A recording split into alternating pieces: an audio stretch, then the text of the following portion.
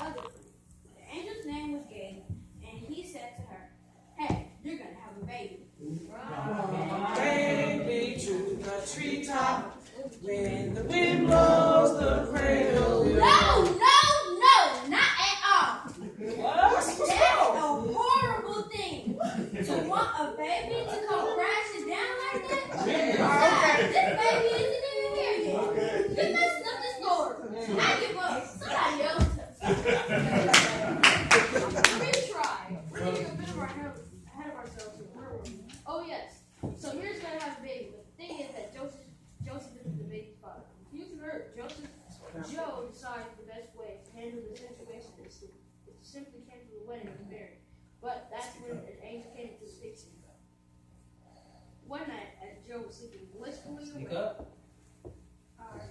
Are you sleeping? Are you sleeping, Brother Joe? That's wrong. First off, the guy's name is Joe, not Joe. Oh, okay. My bad. Let's say that. Be quiet and listen.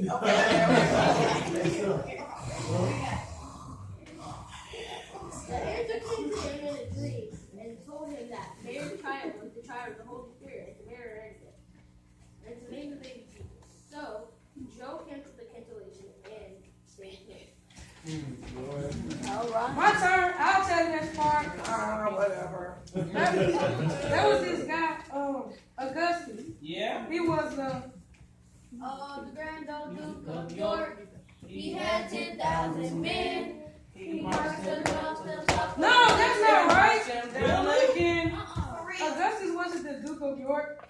York wasn't even there yet. Augustus was the Emperor of Rome, which is like a king. He decided that he needed to know just how many people were in the empire.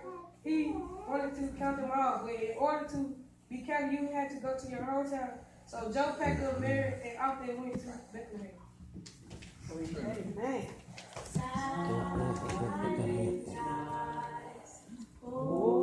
Holy night, all is calm, all is bright, brown young virgin, mother and child. Holy infant, so tender and mild, sleep in heavenly peace, sleep in heavenly peace. All right.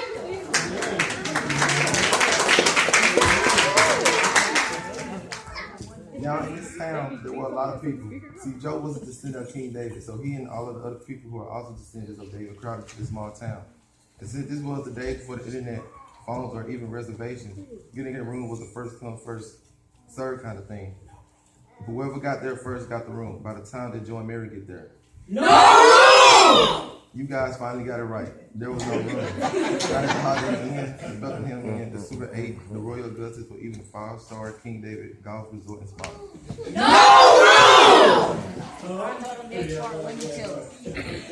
So Mary and Joe were looking for a place to spend the night, and there were No room! yes, we got the idea. There is no room anywhere.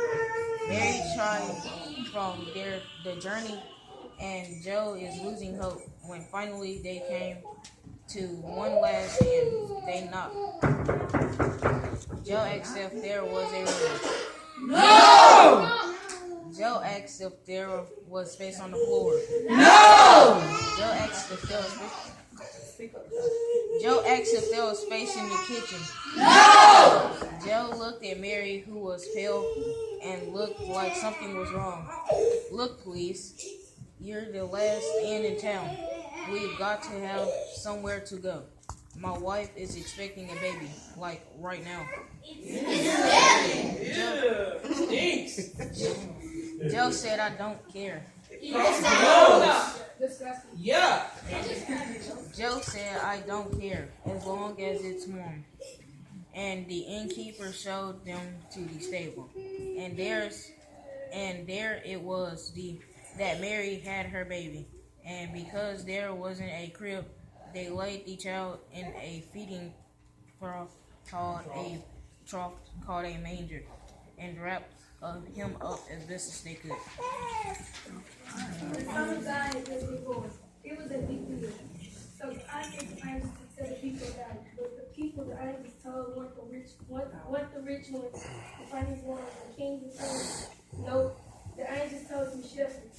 Black sheep, have you any wool? Yes, sir, 3 bags full. No, that's not right. It wasn't time to shear the sheep. The shepherds were just out in the field to make sure that the sheep didn't wander off. They were counting the sheep and talking about them and stuff. Suddenly they heard a funny sound. It was some angels. Don't be afraid. We've got some exciting news for you. And they told the shepherds where to find the new baby, the Son of God. The shepherds were so excited they ran off leaving behind the sheep.